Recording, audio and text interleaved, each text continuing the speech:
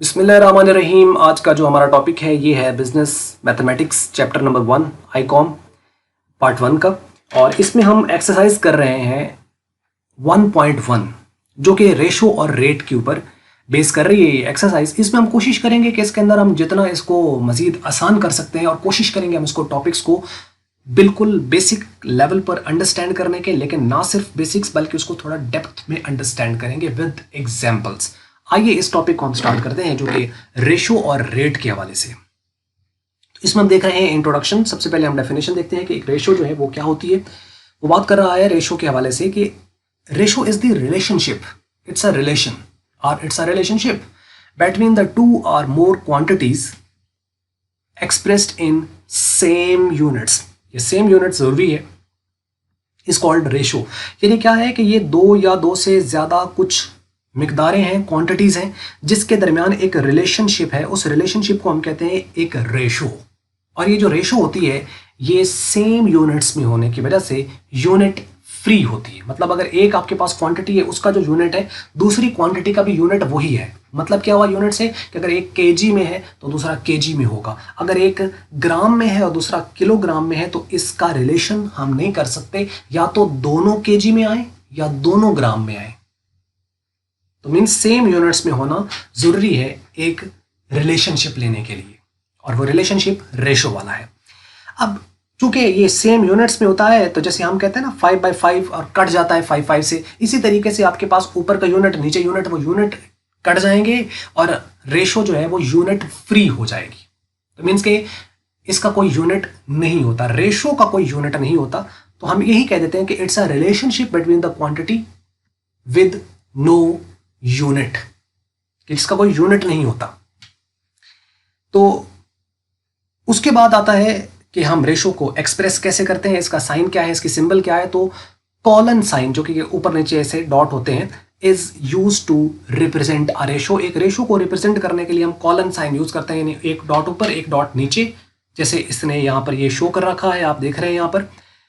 अब उसके बाद जो है वो एक रेशो जो होती है इनफैक्ट ये आसान लैंग्वेज में अगर हम बात करें तो ये क्या है, तो हम आसान लैंग्वेज में बात करें तो हम कहते हैं जो सादा हम डिवीजन करते हैं, डिवाइड करते हैं कोई दो क्वांटिटीज को, अमाउंट को, नंबर को, कोई सा भी, तो उसको हम रेशो कहेंगे। तो रेशो इनफैक्ट क्या है कि ये एक डिवीजन है, डिवाइड है। जो सादा हम डिवाइड हम करते हैं किसी नंबर को, तो ये डिवीजन को हम कहते हैं रेशो।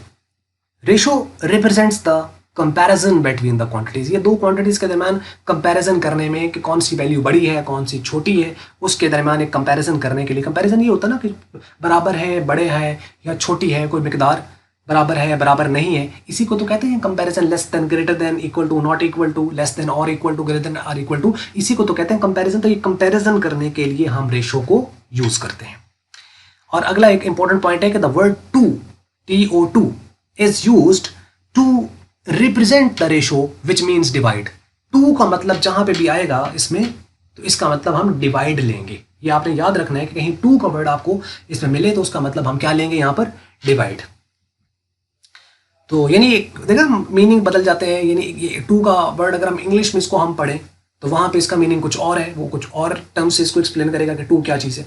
और इसी तरीके से अगर आप इसको यहाँ पे मैथ्स में पढ़ रहे हैं तो इसमें टू का मतलब डिवाइड होता है, TO2। एक तो TW2 होता है वो, और एक ही वाला। तो TO2 मीन्स के डिवाइड, रेशो। एग्जाम्पल्स अगर आप यहाँ पे देखें, कहता है suppose a basket has 3 apples and the 5 oranges, then एक बास्केट है, टोकरी है, उसके अंदर 3 जो है वो सेब हैं और 5 उसके अंदर ऑरेंजेस हैं।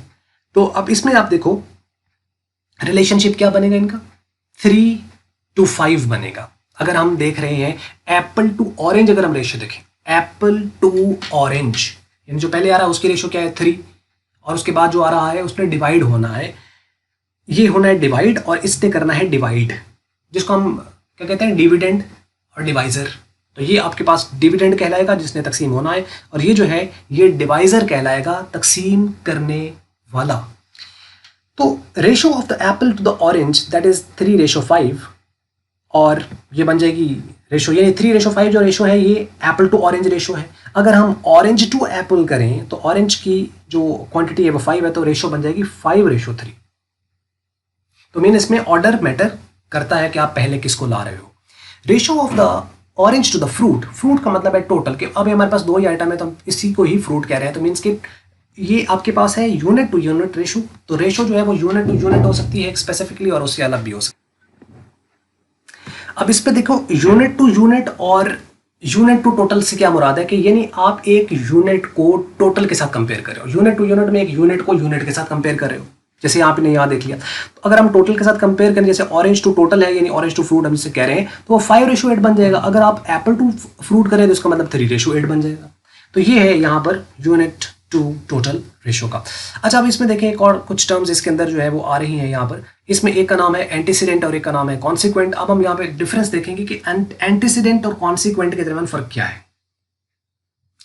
तो जब हम एंटीसीडेंट और कॉन्सिक्वेंट में देखते हैं तो वो कहता है suppose the given ratio is 3:5, इसके दरमियान दी गई रेशो जो है वो 3:5 है। तो कहता है कि it can also be written like 3/5, यानी 3:5, 3/5, 3:5, 3:5, ये एक ही तरह का है। तो मतलब इसको इस तरह भी लिखा जा सकता है रेशो फॉर्म में, इसको इस तरह डिवाइड फॉर्म में भी लिखा जा सकता है। हियर द नोमिनेटर यानी जो कि ऊपर वैल्यू होती है जिसको हम डिविडेंड कहते हैं, और ये 3 है, इज कॉल्ड एंटीसीडेंट, यानी जो नोमिनेटर होता है, जो डिविडेंड होता है, जो ऊपर वैल्यू होती है उसे हम कहते हैं एंटीसीडेंट। और कॉन्सिक्वेंटली से निकला है नतीजतन। तो ऑब्वियसली पहले हमने किसी चीज को डिस्कस किया, बाद में उसका कॉन्सिक्वेंट ने नतीजा निकाला, तो बाद में आने वाली चीज कॉन्सिक्वेंट। तो वाइल द डिनोमिनेटर जो कि डिवाइजर है, तकसीम करने वाला, जो कि यहाँ पे 5 है, इज कॉल्ड एंटीसीडेंट। तो ये तो कुछ टर्म्स यूज होती हैं, कॉन्सिक्वेंट और एंटीसीडेंट, तो मतलब इनके बारे में आपको पता होना चाहिए। तो एक तो ये टर्म्स आप याद रखिएगा, आके हम इनको यूज करेंगे। उसके बाद है कि अब रेशो आखिर यूज़ कहाँ पर होती है, तो बहुत सारी जगह हैं। बेतहाशा इसके इस्तेमाल है, बेतहाशा इसके जो है वो यूजेस एप्लीकेशंस हैं। कुछ चंद एक यहाँ पे मैंने कुछ एग्जांपल के तौर पर ली हैं, आइए इनको हम देख लेते हैं। वो कहते हैं कि ratio is used almost in all field of life, however the few uses of the ratios are here. पहला जो है, जैसे आप अपने मार्क्स को जो शो करते हैं तो वो भी एक रेशो की एप्लीकेशन है। जैसे आपका 10 नंबर का अगर आपका टेस्ट हुआ है, उसमें से आपके 7 नंबर आए हैं, तो उसके अंदर हम क्या करेंगे, 7/10 करेंगे। तो ये क्या बन जाएगी, 7/10 है तो ये डिवीजन की फॉर्म में है, तो डिवीजन ही तो रेशो है, तो मीन्स के इसकी बन जाएगी 7:10। तो जो मार्क्स आप ले रहे हो मीन्स कोई नई चीज़ नहीं है, वही चीज़ है, बस उसको थोड़ा सा एक एंगल से हमने उसको अंडरस्टैंड करने की कोशिश कर रही है। तो एक तो आपके पास ये होगी कि आप अपने मार्क्स को जो रिप्रेजेंट करते हैं, वो जो मार्क्स लिखे होते हैं वो भी एक रेशो ही की एक शक्ल है। इसी तरीके से हम एक टर्म यूज़ करते हैं प्रोबेबिलिटी। अभी जो प्रोबेबिलिटी है ये हम आप लोग पढ़ोगे, आईकॉम के जो स्टूडेंट्स हैं इसको आप पढ़ोगे जाकर आईकॉम पार्ट 2 के लेक्चर्स के अंदर, जो लास्ट टॉपिक है बिजनेस स्टैटिस्टिक्स का, उसकी वीडियोस हमने अपडेट की हुई है वहाँ पर, तो उसको आप देखेंगे, उसमें भी साइनॉप्सिस भी पूरा मिलेगा और टॉपिक्स वाइज आपको वीडियोस भी मिलेंगी। उसमें अगर आप देखो तो प्रोबेबिलिटी जो है वो भी आपको पता चलेगा कि ये भी एक रेशो है। अब वो कैसे है कि जैसे 1/2 एक रेशो लिखी हुई है यहाँ पे, तो ये भी डिवीजन है। इसमें देखें प्रोबेबिलिटी क्या होती है, चांस ऑफ अकरेंस और नॉन अकरेंस ऑफ समथिंग, किसी चीज़ के होने या ना होने का जो चांस है उसे कहते हैं प्रोबेबिलिटी। जैसे हम एक सिक्का उछालते हैं तो उसमें हेड आएगा या टेल आएगा। अब टोटल पॉसिबिलिटीज कितनी है, 2, और उसमें से हेड आने के चांसेस एक हेड है और टेल आने के चांसेस भी एक है। तो इसका मतलब अगर हम इसमें देखें कि possibility of getting head when the fair coin is toss, अगर हम टॉस करें तो उसके चांस क्या बनेंगे, 1/2। तो 1/2 फिर वो डिवीजन की शक्ल में आ गया, ये खुद एक रेशो है। तो मीन प्रोबेबिलिटी जो है वो भी एक रेशो ही की शक्ल है। आपके जो मार्क्स लेके जाते हैं वो भी एक रेशो की शक्ल है। इंडेक्स नंबर का चैप्टर है बिजनेस स्टैटिस्टिक्स के अंदर, आईकॉम वालों में भी वो शामिल है, चौथा चैप्टर है वो। तो वो इंडेक्स नंबर जो है वो भी सेम आपकी रेशो की एप्लीकेशन है। उसमें क्या करते हैं हम, करंट ईयर की प्राइस को डिवाइड करते हैं बेस ईयर की प्राइस पर, तो वो भी क्या है, हमारे पास एक इंडेक्स नंबर है। जैसे 24 अगर करंट ईयर की प्राइस है और बेस ईयर की प्राइस अगर 27 थी, तो 24/27 अगेन इट्स अ डिवीजन। तो ये डिवीजन है, तो इसका मतलब ये इंडेक्स नंबर अगर आ रहा है तो ये भी रेशो की एक एप्लीकेशन है। तो इंडेक्स नंबर में रेशो यूज हो रही है, प्रोबेबिलिटी में यूज हो रही है। आप रियल लाइफ में जैसे अपने मार्क्स वगैरह उसको आप करते हो कंपैरिजन करने के लिए, कोई 2 अमाउंट आप कंपेयर करना चाहते हो कि एक बंदा जो है वो उसके पास 2,000 रुपये, एक बंदे के पास 4,000 रुपये, तो उनके आपसे पूछा जाता है क्या रेशो इनके दरमियान, तो आप कहोगे 1:2 है। 1:2 कैसे आ गई कि अब रेशो का एक प्रिंसिपल है कि आप उसको सेम नंबर से डिवाइड कर दें। रेशो को, दोनों रेशो को या सारी रेशो को सेम नंबर से डिवाइड करने से, सेम नंबर से मल्टीप्लाई करने से रेशो पर कोई फर्क नहीं पड़ता। जैसे ये 2,000 4,000 है तो उसको भी 1000 पे डिवाइड कर दें, इसको भी 1000 पे डिवाइड कर दें, तो बन जाएगी 2:4। अब ये मजीद भी 2 पे डिवाइड हो सकता है, तो 2 1 2 और 2 2 4, तो 1:2 वो बिल्कुल 1:2 बिल्कुल सेम है जैसे 2000:4000, बिल्कुल सेम चीज़ है। तो मीन्स कि ये आप अमाउंट्स को कंपेयर करना चाहते हैं, कोई क्वांटिटीज़ को कंपेयर करना चाहते हैं तो आप कर सकते हो। जैसे यहाँ पर है कंपैरिजन ऑफ द क्वांटिटी, जैसे एप्पल और ऑरेंज का ऊपर भी हमने देखा तो 3:5 है। क्वांटिटीज़ का कंपैरिजन, अमाउंट्स का कंपैरिजन, इवन टाइम है उसका कंपैरिजन, डिस्टेंस का कंपैरिजन, कोई भी क्वांटिटी मिकदार कुछ भी आप इसको यूनिट्स को कंपेयर कर सकते हो यहाँ पे। To get the return on investment, ROI होता है ना कि आपने पैसा लगाया और पैसा लगाने पर आपको प्रॉफिट कितना हुआ, उसका रिटर्न कितना आया, तो ROI हम निकालते हैं। बहुत सारी रेशो एनालिसिस हैं जो हम करते हैं फाइनेंशियल अकाउंटिंग के अंदर और बाकी बहुत सारी फील्ड्स के अंदर हम इसको करते हैं। तो ROI जो है वो हर बिजनेसमैन देखता है, यानी जो इन्वेस्टमेंट करने वाला बंदा है वो देखेगा कि यार मैं इस कारोबार को कर रहा हूँ तो इसके अंदर मुझे इसके ऊपर रिटर्न क्या होगा। ROI वो सबसे पहले चेक करेगा कि भाई मुझे क्या रिटर्न है। अब सपोज कर लो कि बंदे ने 2 लाख रुपए लगाया और उसको प्रॉफिट हुआ 4 लाख का, ROI बहुत अच्छा है, यानी उसकी इन्वेस्टमेंट से भी ऊपर डबल हो गया उसकी इन्वेस्टमेंट का, कि उसने 2 लाख लगाया था और उसको प्रॉफिट हुआ 4 लाख रुपए का। तो ROI कितनी होगी, यानी क्या फार्मूला है, प्रॉफिट बाय इन्वेस्टमेंट। तो ये भी एक रेशो ही की शक्ल है। तो प्रॉफिट 4 लाख, 2 लाख उसकी इन्वेस्टमेंट थी तो इसका 200% आ गया। तो यानी परसेंटेज जो है वो भी एक एप्लीकेशन है रेशो की। परसेंटेज इट सेल्फ एक एप्लीकेशन रेशो की है, और परसेंटेज जो है उसकी फिर आगे मजीद एप्लीकेशन है बहुत सारी फील्ड के अंदर। तो it means that every 1 rupee is 200% का क्या मतलब हुआ, या 2/1 का क्या मतलब हुआ, या 2:1 का क्या मतलब हुआ कि एवरी 1 रुपी इन्वेस्टेड अर्न 2 रुपी। कि अगर आपने 1 रुपया लगाया तो आपको उसके बदले में 2 रुपए वापस मिले। 200% का ये मतलब है कि आपने 1 रुपया लगाया तो आपको 2 रुपए उसके बदले में मिले। तो मैंने अगर आपने 50 रुपए लगाए हैं तो आपको 100 रुपये मिल रहा है। अगर आपने 2 लाख लगाए थे तो तभी तो आपको 4 लाख मिल रहा है रिटर्न। तो ये है ROI। और भी बहुत बेताशा इसके यूजेस हैं जो कि हर फील्ड के अंदर यूज़ होती है। तो और फिर इसकी डेप्थ डिटेल भी बहुत ज़्यादा है। जो टेस्ट वगैरह एग्जाम वगैरह के अंदर तो आता ही आता है, जो जॉब के टेस्ट वगैरह होते हैं तो उसके लिए भी इसकी बहुत ज़्यादा एप्लीकेशन है, बहुत ज़्यादा यूज़ है। स्कॉलरशिप वगैरह आती है तो उसकी जो टेस्ट होता है उसका स्कॉलरशिप के लिए जो जनरल एप्टीट्यूड टेस्ट होता है उसके अंदर इनका बहुत ज़्यादा यूज़ है, रेशो का, परसेंटेज का, प्रोपोर्शंस का। तो ये बेसिक चीज़ें हैं जिनको अंडरस्टैंड करना स्टार्ट से ज़रूरी है। अच्छा, इसके साथ अब अगला एक छोटी सी टर्म है जो कि रेट है, जो कि अक्सर कंफ्यूजिंग महसूस होता है कि रेशो और रेट शायद सेम है क्योंकि एक जैसी इनकी कैलकुलेशन वगैरह चल रही होती है, लेकिन स्टिल फ़र्क है। रेट क्या होता है, it's also a relationship between the two quantities. Ratio भी यही है, रेट भी यही है, लेकिन वो कहता है कि जो रेट है ये रिलेशन है between the two quantities expressed in the different units. बस यहां फर्क है कि इसके यूनिट्स डिफरेंट है और रेशो की यूनिट सेम है। Rate is also in the division form, वो भी डिवीजन की फॉर्म में ही होता है। और rate is not unit free, rate जो है वो यूनिट फ्री नहीं होता, इसका यूनिट होता है। एग्जाम्पल्स अगर आप इसकी यहाँ पर देखें, जैसे वो कहता है प्रोडक्टिविटी रेट, कि एक प्रोडक्शन का रेट। अब वो प्रोडक्शन का रेट हम कैसे निकालते हैं, प्रोडक्टिविटी रेट, कि जितना आउटपुट आ रहा है उसको आप इनपुट के साथ कंपेयर करते हो कि आपने इनपुट कितना दिया था और उसका आउटपुट कितना आया।